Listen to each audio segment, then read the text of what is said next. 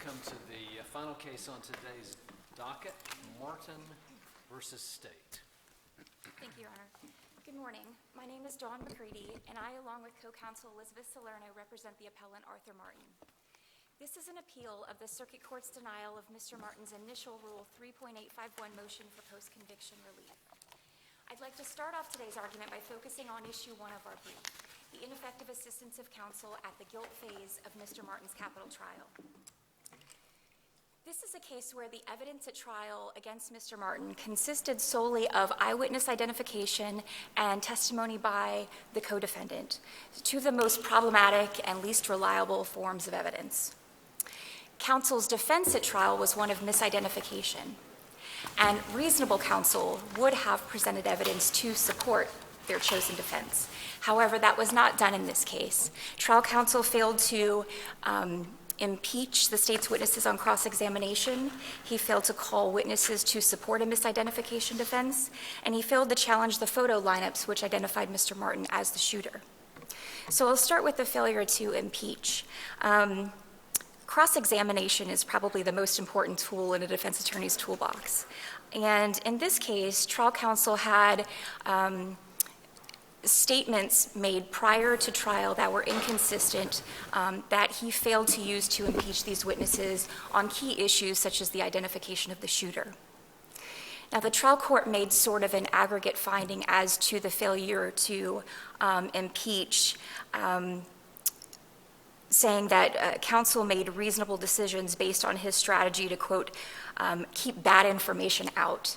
However, this was not based upon competent substantial evidence. For example, Sebastian Lucas was one of the witnesses who testified at trial. He testified that he saw the shooting and that and then he identified Mr. Martin as the shooter. However, he had made different statements previously before trial. The first time he spoke with police, he said that he didn't see anything. He didn't see the shooting, he didn't see the shooter. He only heard it. The next time he spoke with police. How is that ultimately prejudicial, though, if Mr. Lucas gave probably the most detailed of all the eyewitness testimony about what he saw, what happened, and that statement was consistent with what he saw 6 days after the incident? So even if there was that initial statement of I didn't see anything, 6 days later, as I understand it, he came back, gave a detailed statement, and that statement was largely consistent throughout, including in trial testimony. How is that prejudicial if the testimony that came in was so detailed, and went so much to the premeditation element, if the single question is, didn't you make a prior statement when you first got there that you didn't see anything, and then 6 days later said that you did?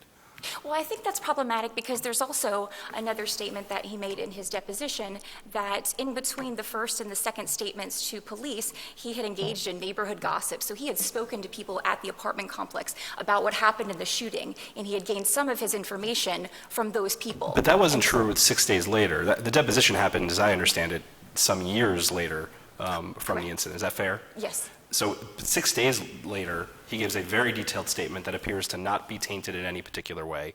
And certainly it's not surprising that given I think it was his sister-in-law or his sister-in-law who he was with at the time, who saw the same shooting and also was an eyewitness to what had happened, that they would have had information identical or similar to each other, correct? Possibly. Right, but so I'm having hard trying to see what the prejudice would be, even if counsel for some reason didn't original statement the original day of I didn't see anything, and 6 days later gives a detailed statement that's largely consistent throughout. That doesn't appear to be affected by hearsay.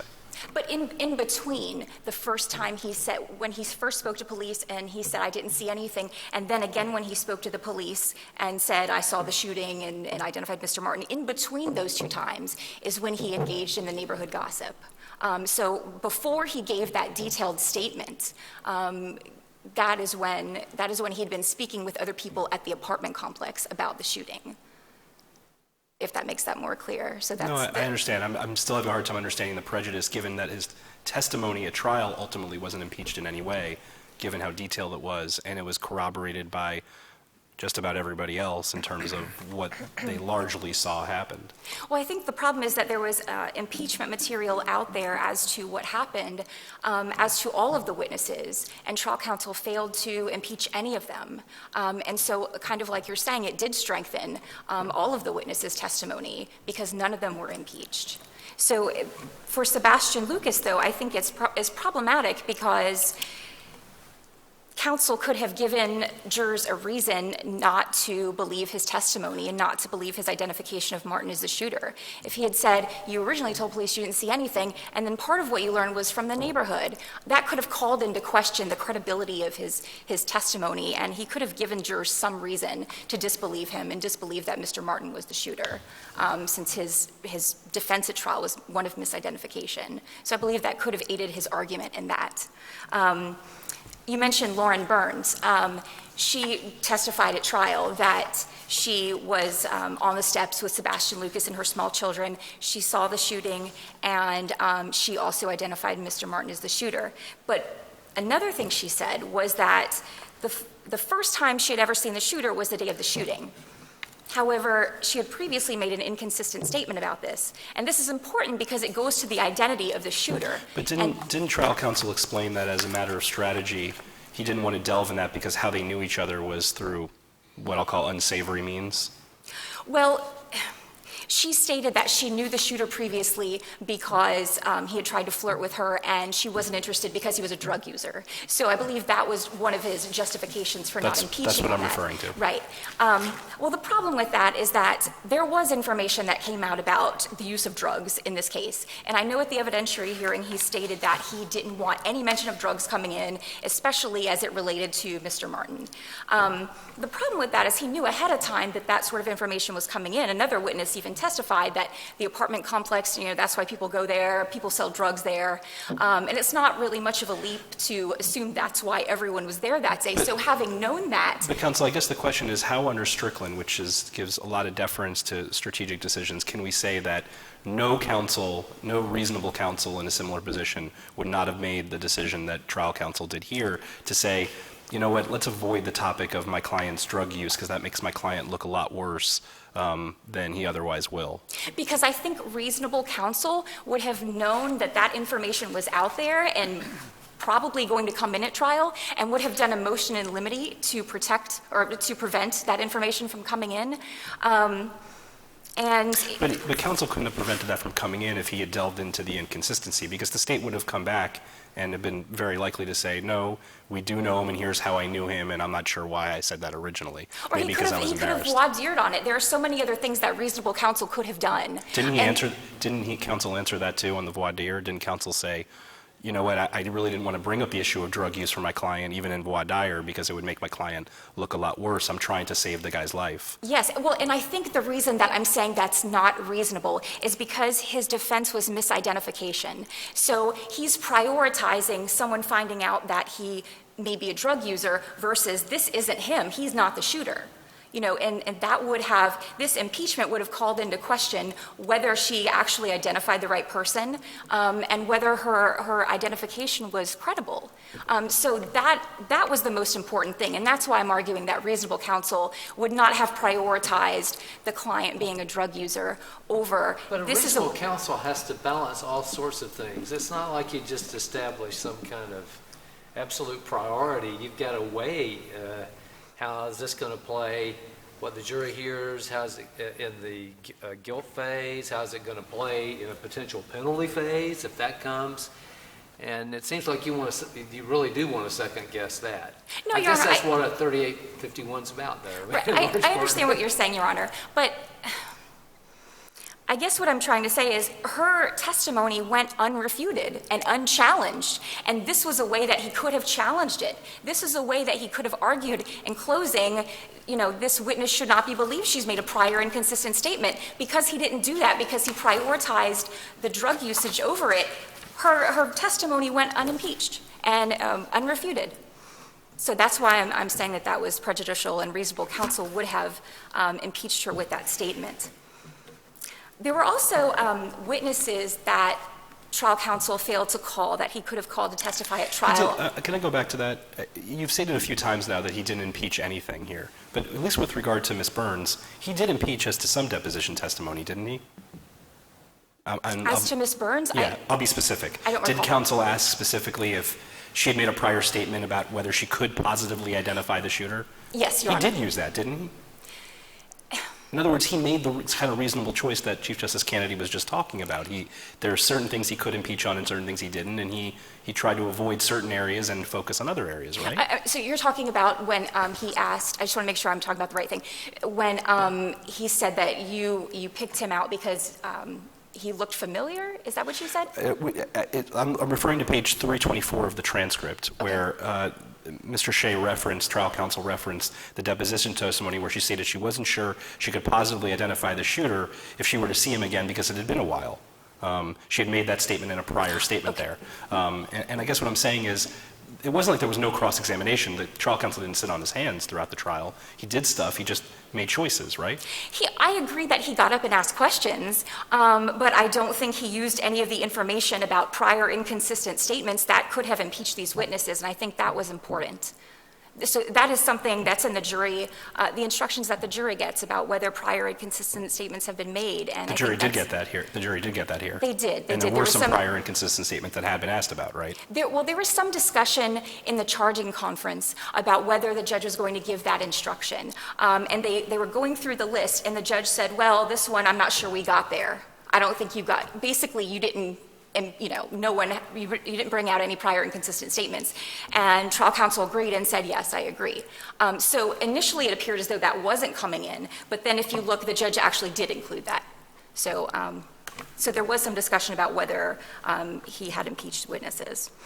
And going back to his failure to call the witnesses at trial, there were two witnesses that could have been called to support his misidentification defense, Willie McGowan and Larry Jones. So we're talking about Mr. Jones for a second. So with regard to Mr. Jones, how do we get around the trial court's finding here that his affidavit, because the testimony that you're saying is he would have said based on his affidavit that he could not have identified, but that wasn't what his testimony was. His testimony was that there was a description of the shooter that was actually consistent with Mr. Martin, although he said, I didn't see the person and cannot identify them.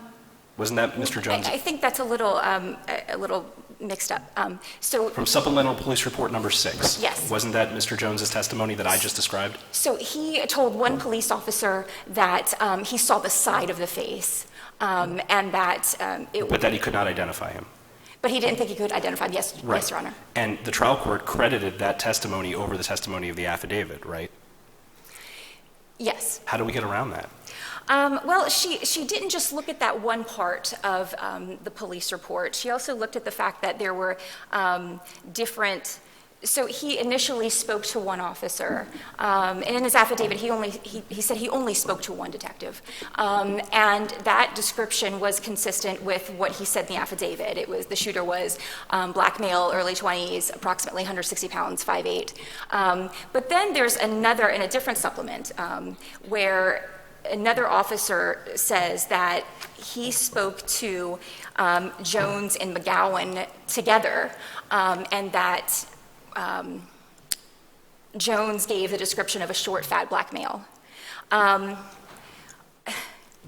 don't think that's... Which was the consistent description of Mr. Martin throughout. That's correct. That's correct. But that was right also with the same description, or with the description given by Willie McGowan. And Willie McGowan did say it was a short, fat black male. But in Larry Jones' affidavit, he was shown that, and he said, I never gave that statement. And I understand that. But I guess we have to take the trial court's order as it stands, as long as it's Right. supported by competent, substantial evidence. And as I understand it, the detective did testify, no, this is the statement that was made to me, and the trial court credited that over the version that's in the affidavit. Isn't there competent, substantial evidence supporting that? I think it's reasonable, given the number, if you look in the police reports, and you clearly have, the number of police officers that were on the scene that day, coupled with the number of people they were interviewing that day. There were multiple people they were interviewing at the apartment complex. I think it's reasonable that the second statement that they credited to Larry Jones was just a police error. And the officer testifying as to, no, he really told me that. This is an officer looking at it years later. But I think at the time of trial, had trial counsel actually spoken with Larry Jones could have clarified that and said, no, I never gave that second statement. And so just to speak a little bit more about Larry Jones, for the first time let me just go back. So Larry Jones was riding his bike past the apartments when the shooting occurred. And that's how he witnessed the shooter and gave a description. For the first time at the evidentiary hearing, trial counsel stated that he had called Larry Jones on the phone and decided he couldn't be of any help to the defense. And in part denying this claim, the trial court gave deference to that justification. However, the statement by Mr. Shea, trial counsel, was not credible, and it's refuted by the record and should not be given any deference, and I'll tell you why. Trial counsel was deposed prior to the evidentiary hearing, and he was very clearly asked whether he ever spoke to any witnesses, either while he was physically at the crime scene or at any other time outside of a deposition, and he said no. So at the evidentiary hearing, when I impeached him with that, he tried to claim that he didn't understand the question. Well, what he said was, didn't he say it was in the context of speaking to people at the scene? Didn't he say that? But that's what he tried to say, but that's not what the question was in the deposition. It was very clear, and he said multiple times that— Isn't the trial court, when someone's faced with impeachment and is explained, which is how the procedure is supposed to go, the trial court's allowed to make credibility findings regarding that, isn't it? They are. But I would also point to a few other things that discredit his testimony. So later on in his testimony, he claimed that it was not his practice to ever interview witnesses without the presence of the state attorney. So that undercuts his assertion that he called this witness on the phone. Furthermore, we submitted as evidence his timesheets that were submitted to JAC for payment on the case under penalty of perjury as to their accuracy.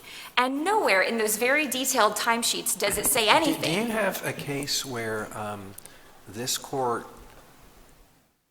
overrode a trial judge's credibility determination, the person that's the finder of fact, that's in the courtroom, that's listening to the testimony, hearing the cross-examination, looking at the witness as the witness testified, and you're making the same arguments, they make a credibility determination, and then we come up here and say, well, you know what? We think the trial judge who was in the courtroom was wrong because of all these factors that were argued as to why he should not be credited, the witness should not be credited. Do you have any case where this court has done that? I do not. I do not that I've come across, Your Honor. But because it's not our job to reweigh and determine credibility, correct? But it is your job to look at whether the findings of the trial court were based upon competent, substantial evidence. And isn't testimony from a witness, whether you think it should be believed and was properly cross-examined or not, isn't that going to be competent and substantial evidence?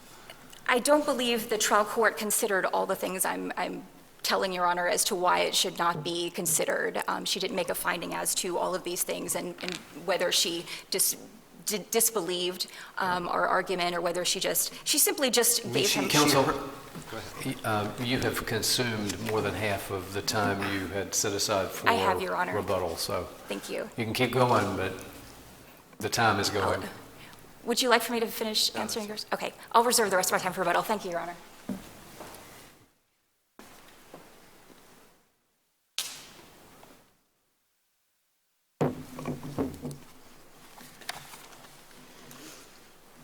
May it please the court, my name is Lisa Hopkins and I'm appearing on behalf of the state in this matter. Francis Shea, the trial counsel, testified during his evidentiary hearing that his client admitted to him that he was in fact the shooter on October 28, 2009, and he was the one who shot Javon Daniels. Based on those conversations, which were confirmed by Mr. Anderson, who was co-counsel, Mr. Shea made the decision to approach the trial and attack identification and also premeditation.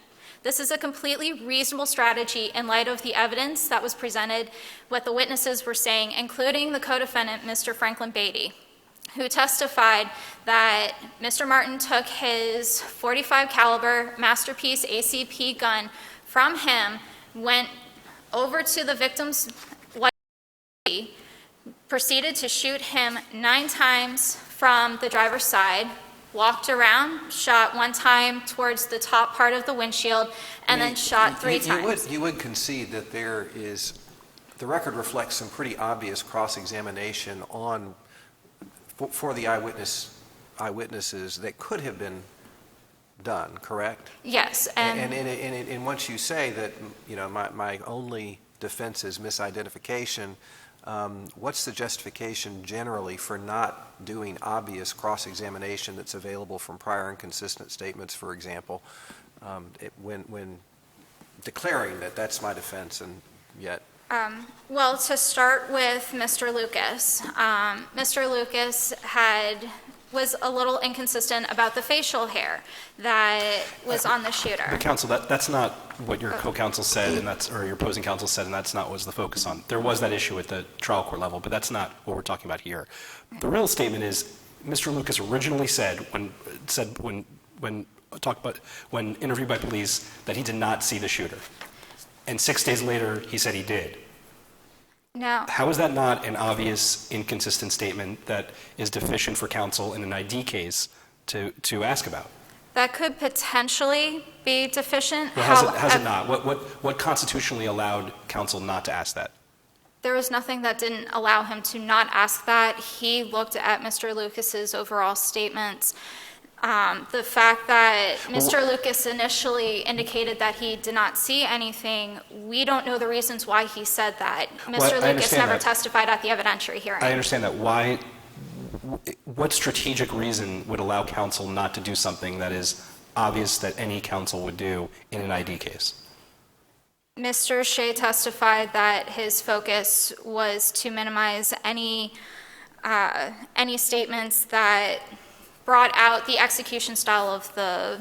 But this doesn't go to right. that. I agree. But again, Mr. Lucas did not testify at the evidentiary hearing, so we don't know what possible reason he could have had for initially telling police. I don't know. It's entirely possible that he didn't see anything. It's also possible that he had a mistrust of police and did not want to be involved initially. That's all possibly true, but none of that is supported by the record. What is Correct. supported by the It would record? be speculation. What is supported by the record is that there was an inconsistent statement, and I guess my question is, wouldn't constitutionally under the Sixth Amendment, isn't someone entitled to have in an ID case to be cross-examined on an inconsistent statement regarding ID that did not increase the premeditation issue, deal with the beard issue that he was worried about, deal with cocaine use that he was worried about? None of that is implicated by that initial statement by Mr. Lucas. So what constitutional reason did he have? Now, prejudice might be separate, but I'm talking about on deficiency only. I'm unaware of any reason why he would not have asked about that, because he wasn't confronted with that during the evidentiary hearing, so I don't know what Mr. Shea's reasons were specifically for not asking about why he didn't go into why Mr. Lucas initially stated, I didn't see anything, and then coming forward with very detailed description and then being consistent throughout his deposition and also his trial testimony. It would be pure speculation, and that's why it's the state's position that there would be no prejudice, which you need to succeed on Strickland. You need both deficient performance and prejudice. Well, let's talk about some other areas then. So I want to talk about the failure to hire a forensic expert, and specifically with regard to a trajectory analysis or the analysis of the bullets. As I understand it, expert Robinson testified, based on his review of all the physical evidence, that there was a second shooter. Did he testify to that? I don't remember if he did testify that there was a second shooter, but this would be inconsistent with all of the eyewitness testimony. Wasn't there a bullet fragment that was some significant distance away, and also a bullet hole that was at the top of the car that was inconsistent with the other bullet holes that had gone through, that led Mr. Robinson to conclude that there was indeed a second shooter? That would be pure speculation, that there was. It would be inconsistent with the rest of the evidence that was presented at the trial through multiple eyewitnesses, that not one person testified that there was a second shooter, but it still also doesn't negate the fact that defendant was the shooter by his own admissions. It certainly negates premeditation, and it certainly negates culpability, does it not? Well, defense's expert at the evidentiary hearing did testify that based on his review of the evidence, based on his review of the reports and the photographs and everything else, that there would have had to been a break from the time that defendant was shooting from the driver's side and then moving around. The court found that based on this court's precedent, that was enough to establish premeditation. And defense's expert ultimately testified, the FDLE expert that was presented at trial. And Well, let me ask you this. If the expert had testified that there was a second shooter, would it have been constitutionally effective counsel to not have presented that evidence to the trial? I think it would have been. Why? Because of defendant's own admissions that he was in fact the shooter. Well, that's not negated by there being a second shooter. A second shooter doesn't negate the identification. It doesn't negate the premeditation. It just it's a potential of someone else being involved. It doesn't negate all of the other evidence implicating the defendant as the one who shot at the victim. And again, I believe that a jury would have rejected a theory of a second shooter given the extensive testimony from Ms. Burns, from Ms. Hart, from Mr. Beatty, from Mr. McCrimmager, who all testified to only seeing one shooter. Now, regarding Ms. Burns, opposing counsel brought up the fact that she knew Mr. Martin in the community because he had tried to, in her words, holler at her, and that she was not interested because he was a known coke user. Mr. Shea testified that he did not think that was an appropriate issue to go into because, one, having a witness who did in fact know who the shooter was and know his identity bolsters that identification versus a jury hearing that I had never seen him before, this is the first time I saw him. That is more unreliable than someone who knew him for several months or several years, and such is the case with Ms. Tashiana Hart. Ms. Hart testified that she did not know him before. However, her mother testified at the evidentiary hearing that's not true. I was the one who introduced them. It was shortly after he got out of prison for a previous murder. And this was 2 years that he was originally released on that murder charge. So Ms. Hart would have known him for a very substantial amount of time. Now, as far as calling 2 additional witnesses, Mr. Jones and Mr. McGowan, Mr. Jones initially described the shooter as a short, fat black male, then proceeded to change his story and said it was someone who was about 5'10", 160 pounds, and then changed his story again and testified it was a short, fat black male, as Mr. Shea testified when he spoke to him. Ultimately, in his own affidavit, he admitted that he would be unable to identify the shooter. The same with Mr. McGowan. His statements were that he did not see the shooter, he would not be able to identify. This would not be helpful to the defense. It would not be helpful to the state either. They didn't see anything. They did not see, Mr. McGowan did not see the shooting. And then Mr. Jones would be cumulative to what other witnesses had already testified to, that they saw someone shooting from the driver's side, moving around the car and continuing to shoot the victim. Mr. Jones, though, was given a photo identification and was not able to identify Mr. Martin, correct? Correct. Why not ask Detective, is it Chizik? Chizik, I believe. Detective Chizik about that? Mr. Shea testified that his strategy and his concerns with talking to him about that, because Mr. McGowan testified that it looked like him but couldn't identify him. I'm talking about Mr. Jones. Oh, sorry. He described the short, fat guy, which matches the defendant's description.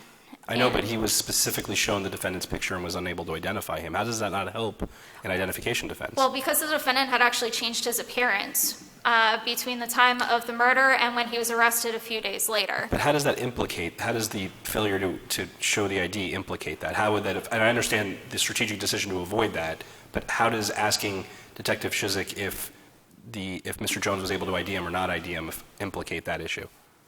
I don't think it would. I think. So then how is it a strategic decision to avoid asking that question then? Well, it wouldn't help, and it would not help the defendant's case. It wouldn't help that someone who was on scene was not able to identify the Because- defendant when shown the picture? Because it would ultimately come out that the defendant had changed his appearance, that he had shaved. But I guess that's what I'm But- asking is how would it have implicated that? But just asking Detective Shizik if Mr. Jones was shown a lineup and was unable to identify Mr. Martin. It would, I believe that they would have gone into questions about, well, isn't it true that the defendant was clean shaven when he was arrested on November 2nd of 2009, just a few days after, and Ms. Hart's testimony that he had in fact shaved a few days later when she came in contact with him. So I believe with all the other evidence that came out from Ms. Hart and from other witnesses, including Mr. Lucas describing him as having a beard, and other witnesses describing seeing facial hair, I believe that would have been implicated for the jury that it looks like him, but I don't think it's him because there's a substantial change to his face. And he would not be able to identify him with that change. And that was Mr. Shea's concern.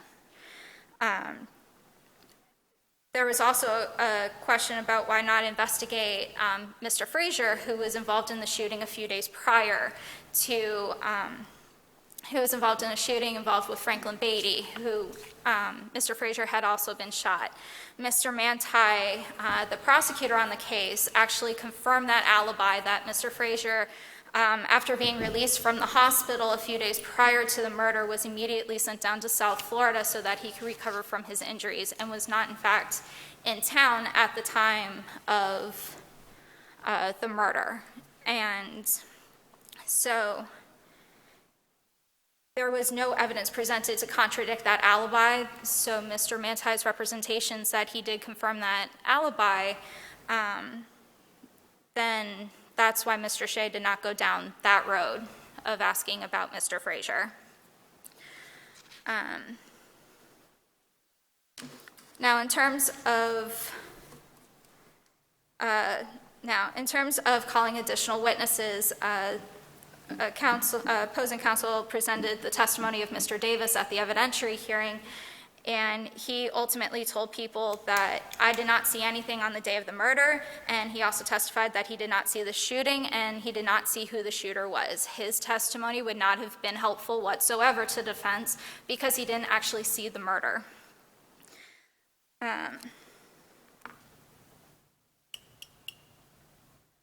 If there are no further questions.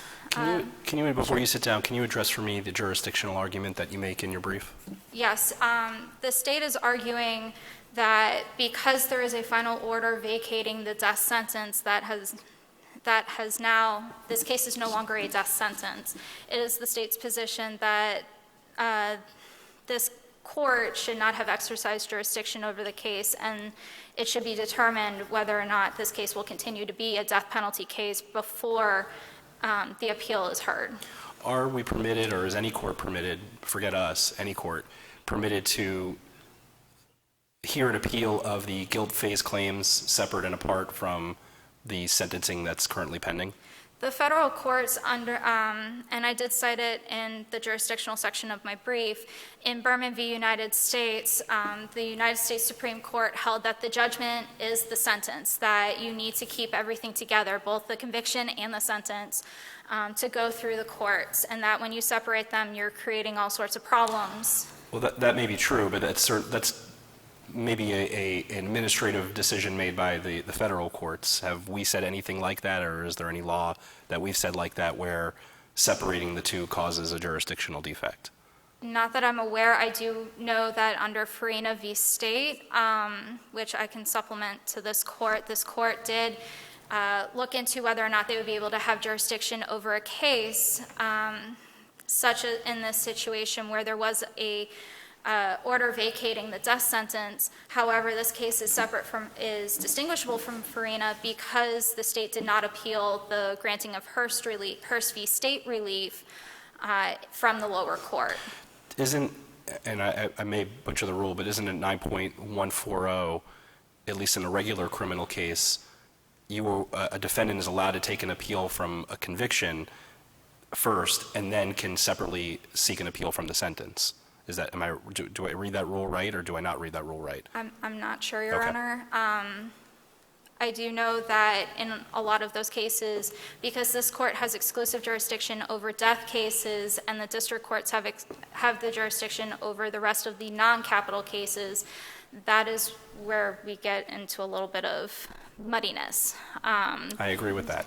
So if there are no further questions, I would be relying on my briefs. Thank you.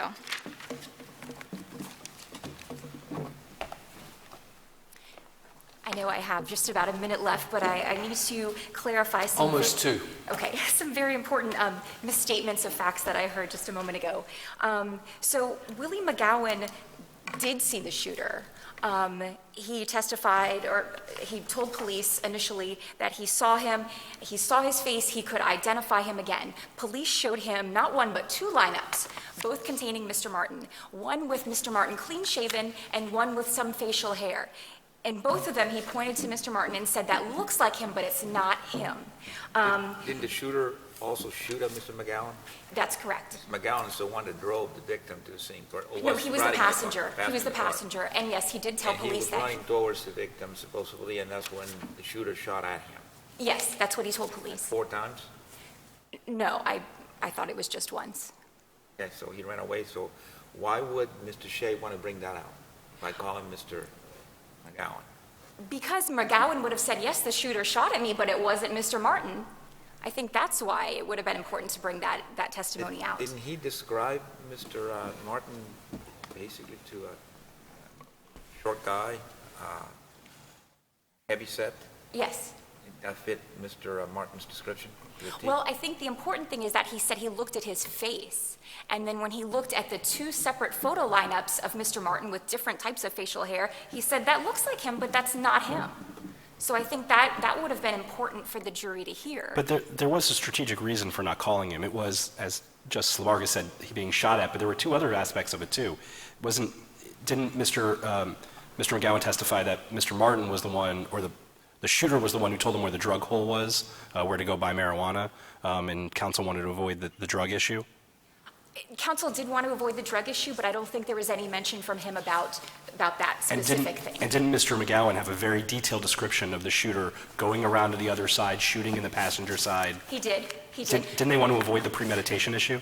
That is what trial counsel said as his post hoc rationalization at the evidentiary hearing. If you go back and you look at the trial, the only defense that he told the jury that he was pursuing was misidentification. That's what he told them at opening, and that should have been his focus. How the shooting occurred should not have been as important as the fact that it wasn't Mr. Martin that was the shooter. And so that's why he was not reasonable in doing that. And just to clarify one more thing. You need to tie it up in about 30 seconds. You're Yes, over Judge, time I'm making now. it very quick. Mr. Jones was never shown a photo lineup. He was only spoken to by one detective the day of the crime, and he was never shown a photo lineup. And so I am just about out of time, so I would ask this court grant relief and remand for a new trial for Mr. Martin. Thank you so much. Thank you. We thank you both for your arguments. The court is now in recess. All rise.